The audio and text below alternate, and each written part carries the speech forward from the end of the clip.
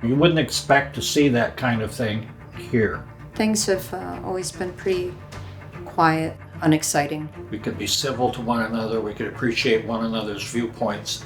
I think that all changed. At first, it was fine. It is the small town vibe, so there's small farmers markets, you have a smaller number of people, a tiny little grocery store, we have one flashing light, but It has created a bigger divide in this country than we've ever seen before. And it's divided churches, it's divided families. I don't know where it's going to end. The whole country is split, our village is split, and our village board is split.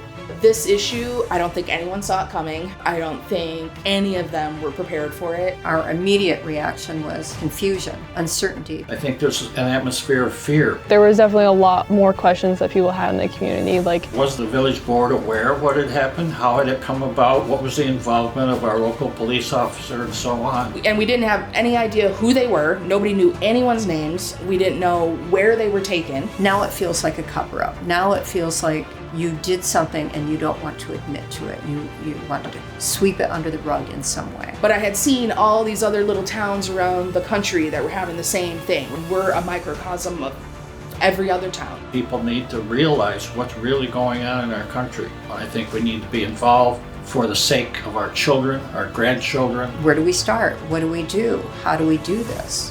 What should we do? Is there anything we can do? Is this not our problem, or should we make it our problem? And ultimately we decided to make it our problem.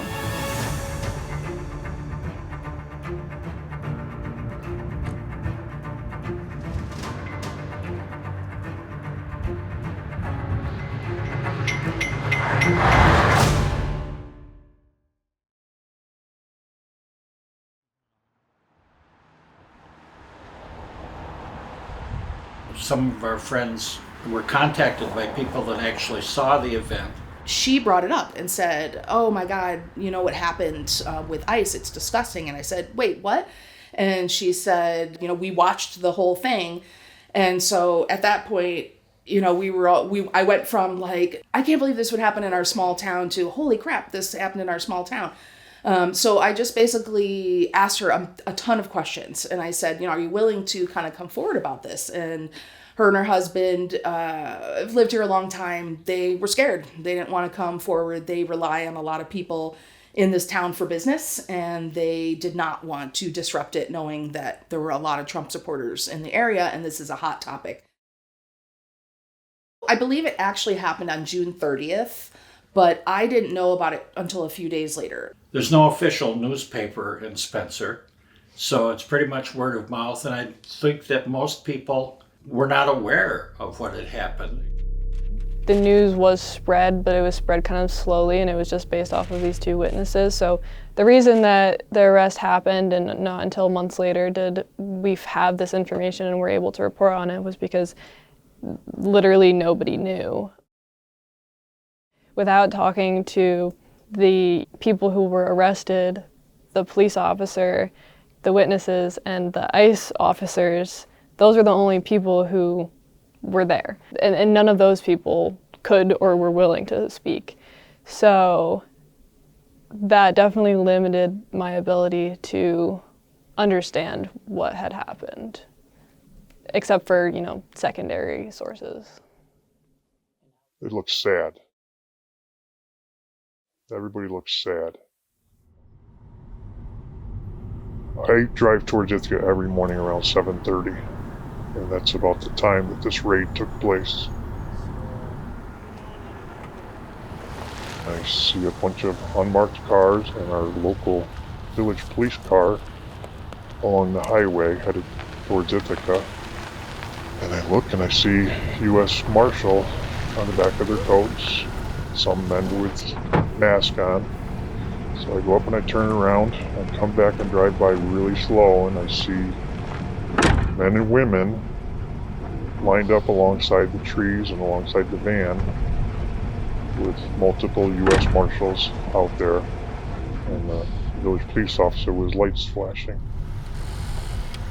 And then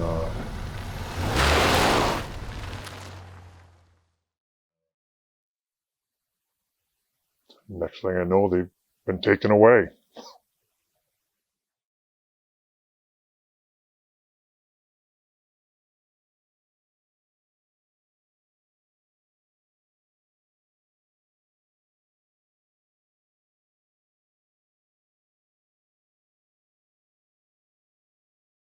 And the post that I did on Facebook kind of went sort of locally viral. I didn't expect it. I was just kind of posting it in outrage just for my friends and family, but it got shared to a number of people. So I was getting all these private messages from people, some people saying, these are all lies, you're just making it up. Other people were like, I am horrified. I had no idea this even happened in my town.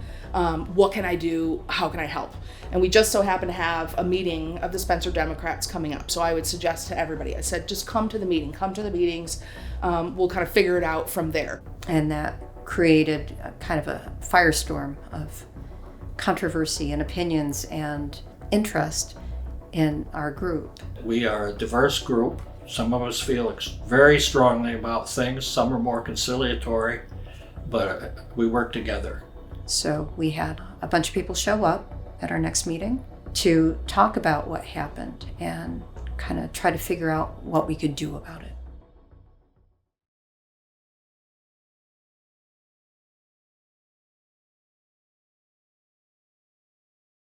We kind of talked about it at our meeting, but no one really knew what to do. The folks at MCOSH, Mid-State Council on Occupational Safety and Health, told us that in their experience, probably what had happened was that once they were detained and arrested, they self-deported because ICE would explain to them that was the easiest way to get out of this, and that if they signed a waiver and so on of their rights, then they could ship them back to their own countries, and then they were free to cross the border after a certain period of time. So ICE does have a detainee locator system where you can put in name, country of origin, and any other information that you have about the individual, and you're supposed to be able to get the location where they're being detained. As soon as I got the information, I put it into the system. I tried all of the names. I did not get a result out of that for any of them. And so I immediately responded back to ICE, and I was like, the system is either not working or something that you've given me is not correct. And I must have sent like another 10 emails, called them a lot of times. And I didn't hear from them for like another month maybe. And they finally got back to me, did not respond to why the system wasn't working. They just said the individuals have either been deported or they willingly left the country. So, we didn't have any idea who they were. Nobody knew anyone's names. We didn't know where they were taken. I don't know how long they were here. I don't know where they were detained while they were here. I don't know how quickly they left the country. I don't know if there were any legal proceedings involved. And I don't know how long that they lived in that house before they were picked up. It's kind of just a big question mark. the policeman had stopped and directed traffic, and that was the official version. But I call that BS because it was 7 o'clock in the morning on a Monday morning, and I know our officer working 16 hours a week does not work at 7 a.m. on Monday morning. The police officer just happened to be there. It's hard to not have follow-up questions about that. All these cars had to come together at the exact right time. You know, they were maybe not even a mile away from their house when they were stopped. I believe that he's the one who initially called ICE. That's only my thought. Or somebody in the town had alerted him to alert ICE, and he assisted them in the arrest. Amy had submitted a FOIL request for information logs from sheriff, because any officer has to log everything they do. The village FOIL request came back as there was nothing to report. He said nothing, they said he did nothing, but again, we had witnesses that said he was there, and he's been the officer for over a decade, so people recognize him.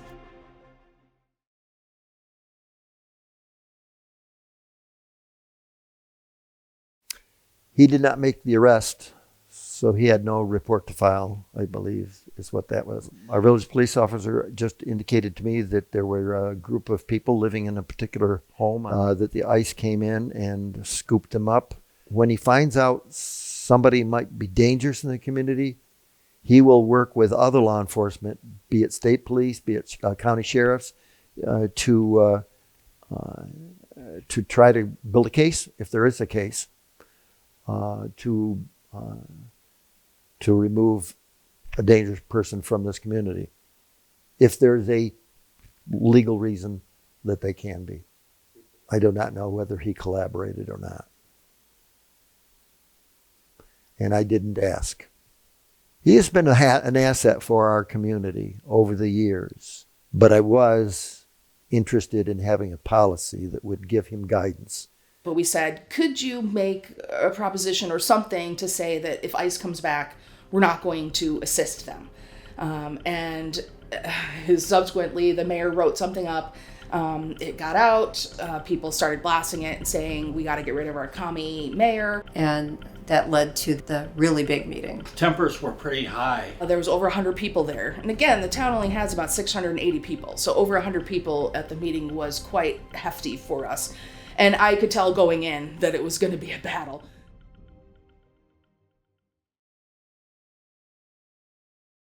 Sixth Amendment, 14th Amendment of the Constitution. Those people have rights. They have rights to due process. Everybody has a right to due process, whether they're undocumented, documented. They paid rent. They ate at our local places. They hobnobbed with people at garage sales. Even though they're undocumented, it doesn't mean they get to be ripped out of their homes, beaten to a pulp, have their children separated from them, and put in concentration camps. 30 seconds.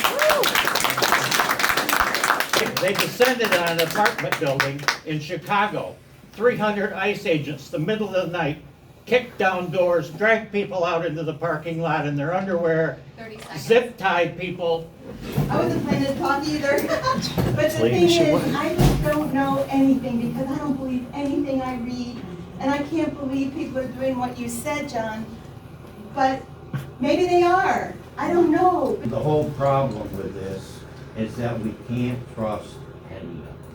Because Joe Biden kicked the door open and let everybody in. The fact that none of you know about that just shows they've not being shown actual news of what's happening. And if ICE was acting legally, then we wouldn't have a problem with them. But they're violating people's rights. Let's cut it off right now. Now it's my turn. Thank you, John.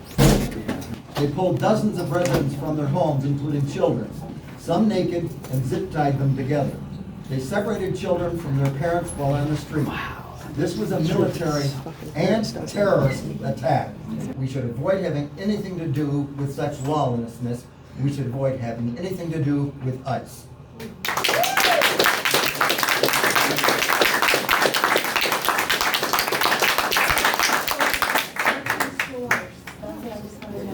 The source for these things, I don't know. It is not my opinion. Okay, we need to shut this section down and we need to move on to our normal business. Hey, before we move on, there's a lot of important stuff going on. You've already spoken. You've already spoken. No, all I did was ask a question. How is a recall done? When you have a board member, a mayor, bring their own personal political agenda to this meeting. No, I don't. Wait. All right, we're done. We are moving on. Mayor's report, fire contract. Where are you at with the fire contract with the town? The town has it. Too late. Okay. Regular reports, fire department. That's it? That's all you care about? I have. There's a lot going on in Spencer, people. A woman stood up and said, I want a recall, let's get rid of the mayor. It got very heated. Everybody is angry. Excuse me. Everybody is angry. I don't give a shit.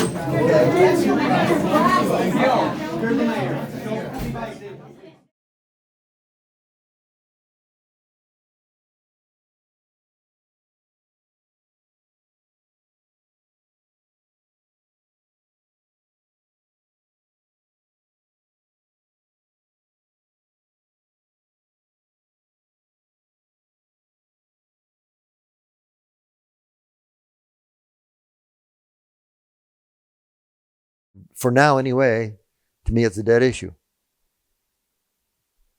I have no intention of reintroducing it. if somebody else on the board feels strongly enough to do so, but I don't think that's going to happen. There were some hard feelings that night a little bit, but they get glossed over eventually. People calm down.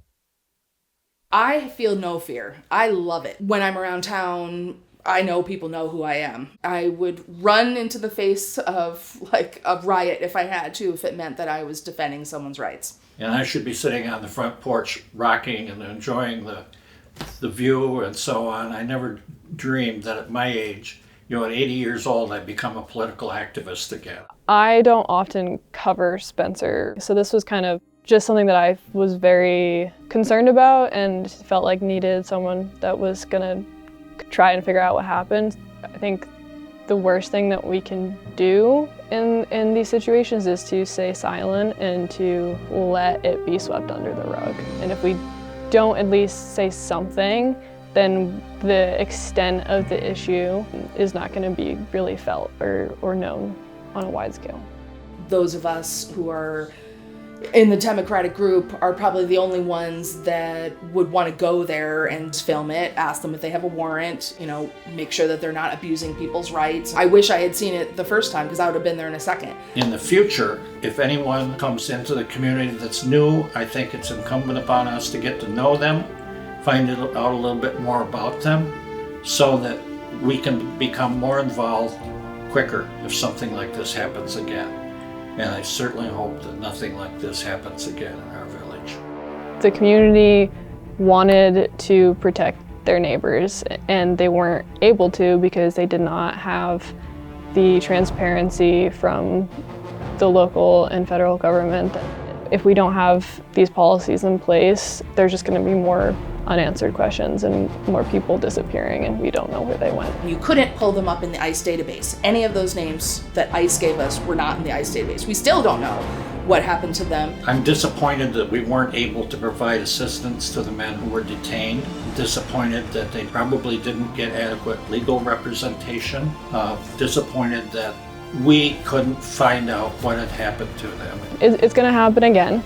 I don't know where, I don't know when. Maybe not in Spencer. Whether it's our town or the next town over, they're just going to keep doing it. If ICE comes into our village, I guess they just can't. They can go anywhere they want, it seems. And I think this is the first time that the village board has ever had to deal with anything that was political like this and very divisive. And it showed everybody's true colors, in my opinion. And it's a function of national politics intruding upon our small community. And that's what's happening. National politics intruded on our small village of Spencer.